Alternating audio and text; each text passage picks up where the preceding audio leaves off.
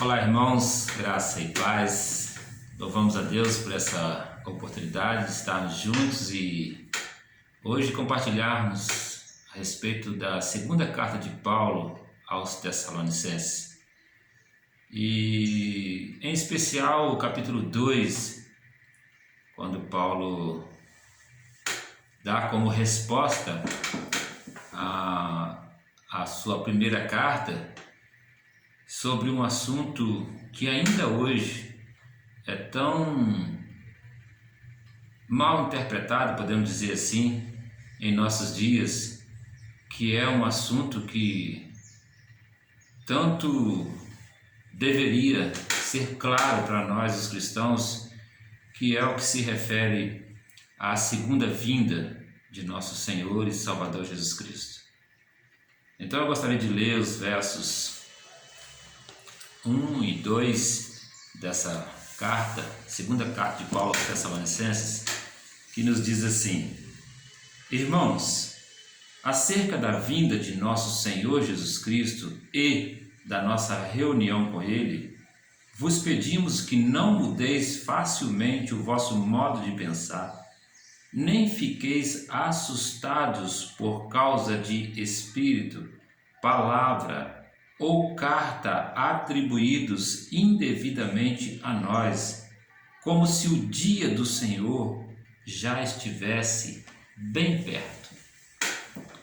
Irmãos, esse assunto, como eu disse, sobre a segunda vinda de Cristo, ele ao longo da nossa história e a começar daqui, nós sabemos que essa carta foi escrita provavelmente por volta do ano 50, ou seja, poucos anos depois da presença de Cristo ali no meio deles. No entanto, havia já naquele período muitas distorções quanto a essa segunda vinda.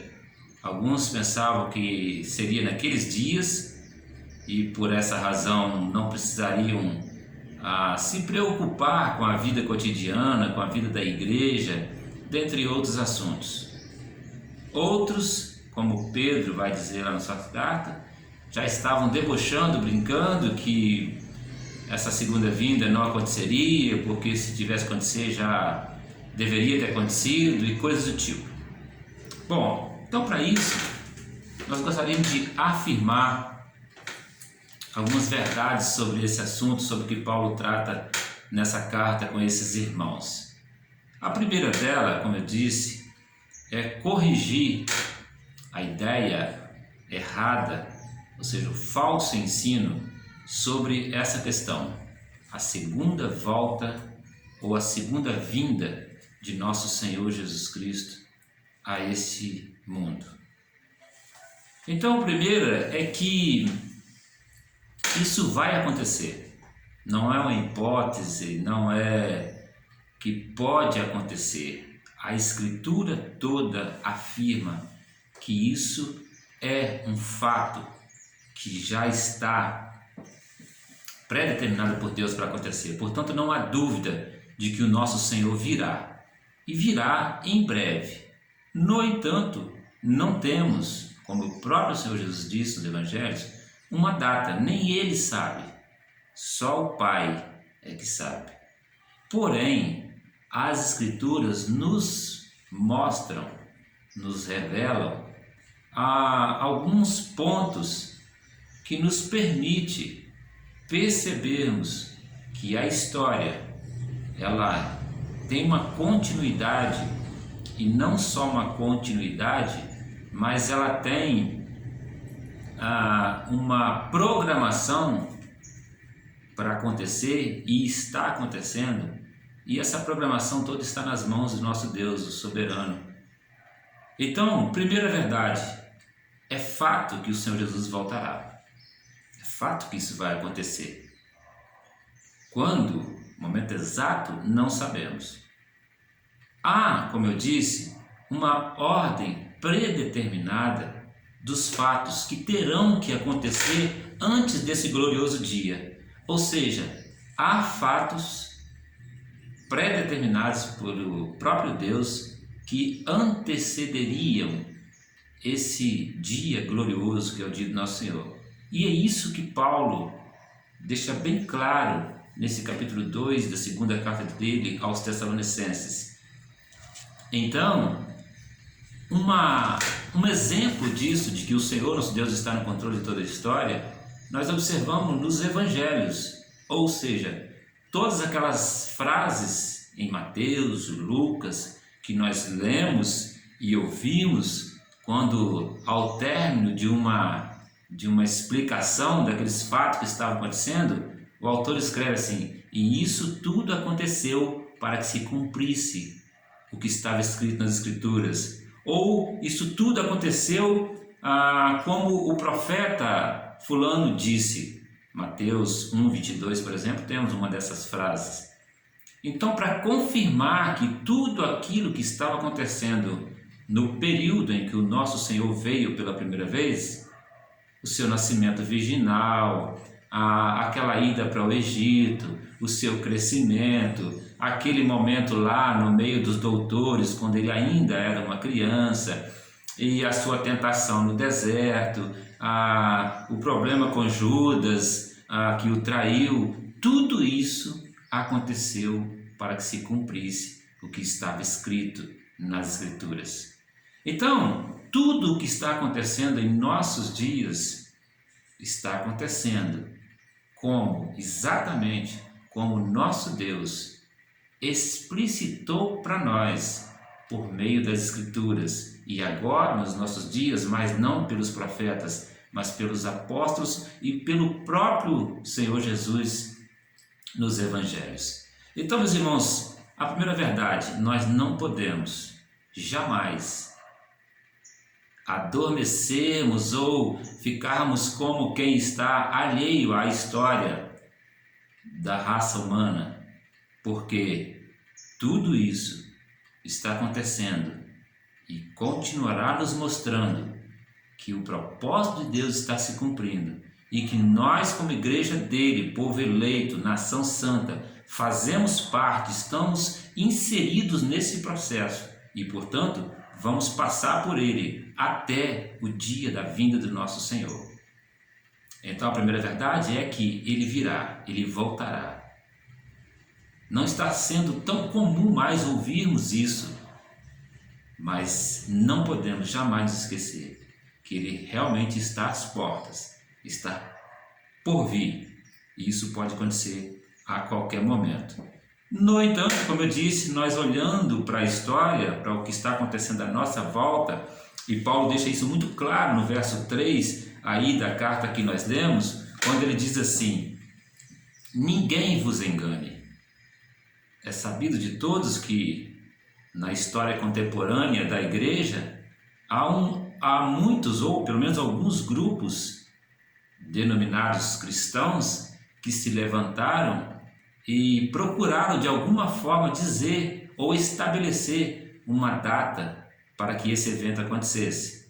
E nós sabemos que foram envergonhados, porque não nos foi revelada uma data específica.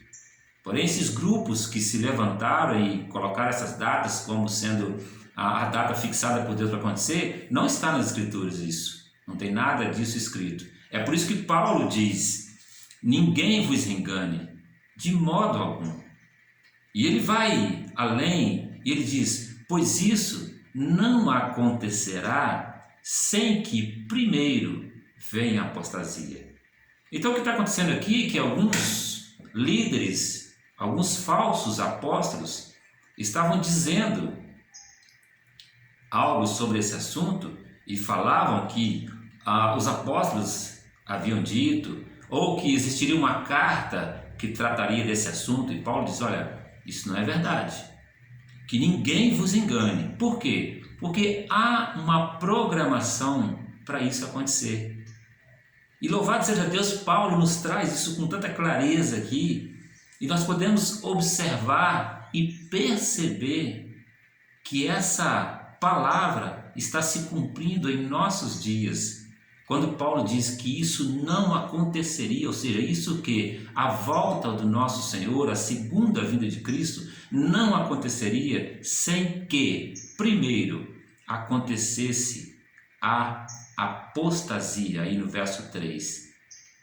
E o que é a apostasia? O que significa essa palavra, apostasia? Apostasia é rebelião contra Deus. É um afastamento ou um esfriamento na fé genuína. E esse esfriamento aqui nos faz lembrar daquela palavra em Apocalipse, que essa igreja desse período seria morna, nem fria, nem quente. Daí a gente entende a proliferação de grandes denominações, de grandes grupos que se autodenominam cristãos, no entanto, se afastam cada vez mais da fé genuína nas Escrituras.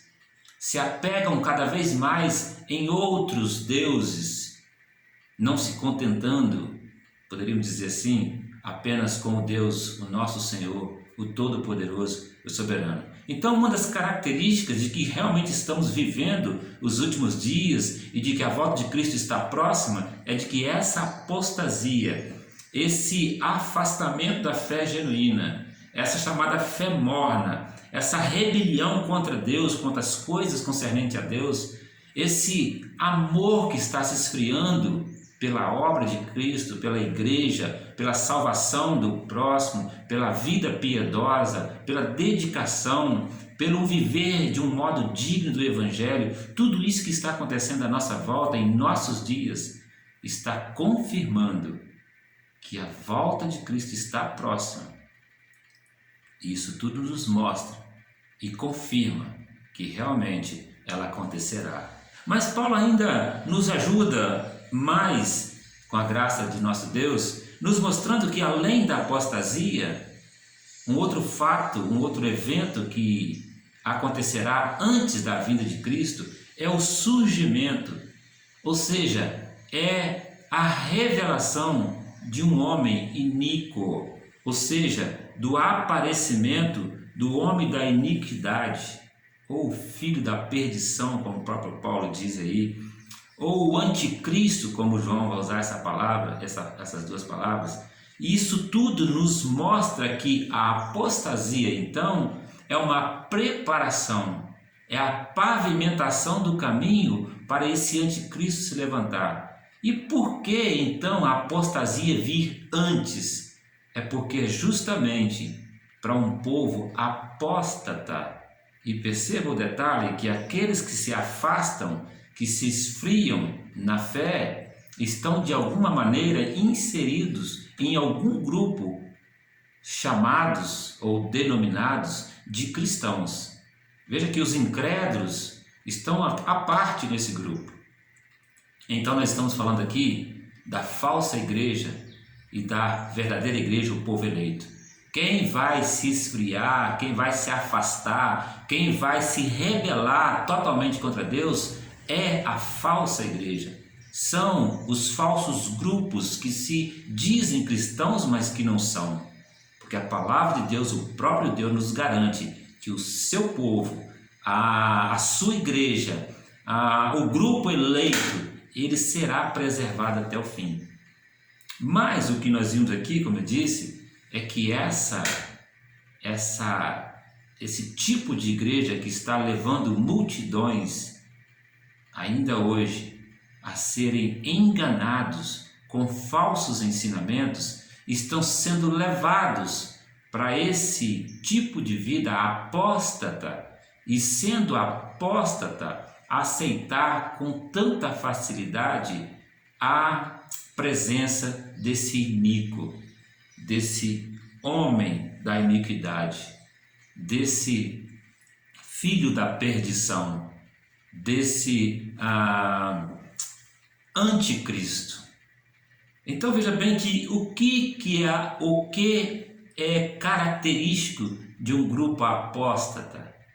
O liberalismo, o ceticismo, nós poderíamos pensar no secularismo, nós poderíamos pensar no relativismo.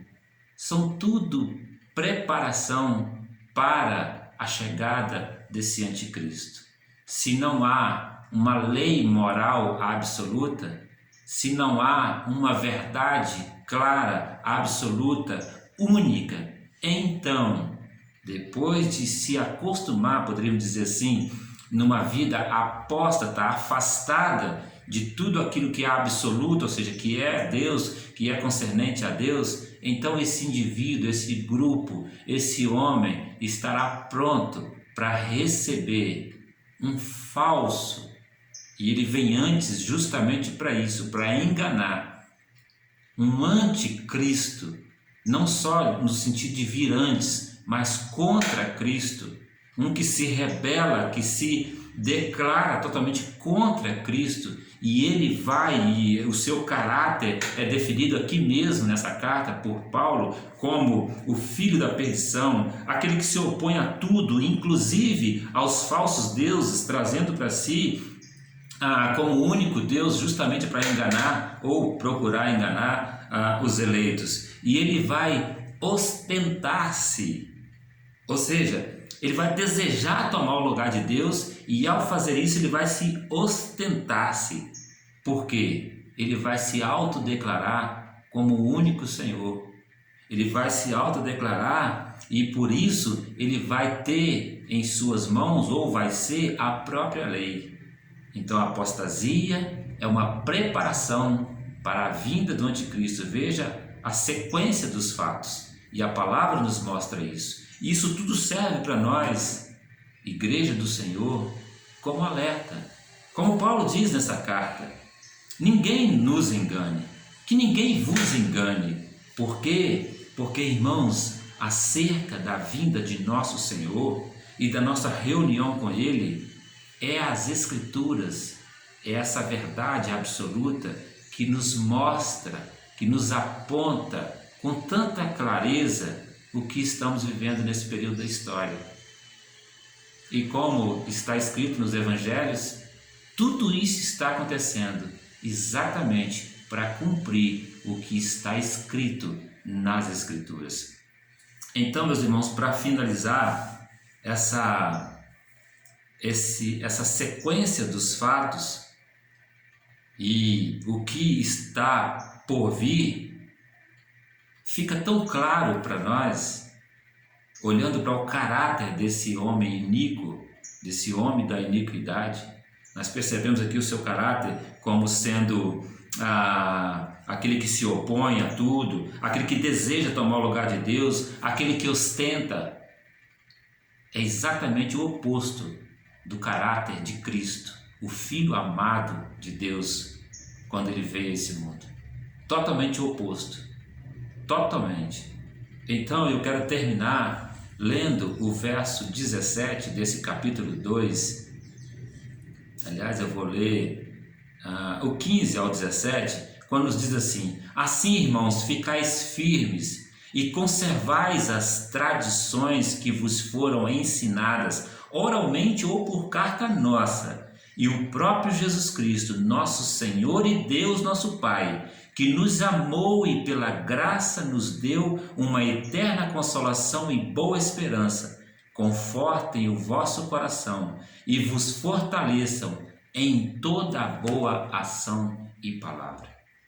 Que Deus te abençoe, que Deus nos abençoe, e podem estar descansados, podem estar se sentindo seguros, fortalecidos nessa palavra que nos garante que o próprio Deus, Deus Pai e o Deus Filho, nos ajudará e nos poupará de sermos enganados quanto a esse anticristo, quanto a esse homem da iniquidade. Mais uma vez eu quero lembrar-vos, leiam essa carta, estudem-a, e qualquer dúvida busquem no próprio Deus. Ele é o Senhor da história, Ele é o nosso Senhor, e Ele enviou o Consolador para que pudesse nos consolar e nos ajudar a compreender essas verdades que tanto nos ajudam a passar por esses momentos de lutas, de tribulação, na certeza de que esse nosso Deus continua Senhor da história, e há de ser assim até o dia final. Fiquem todos na paz, um forte abraço.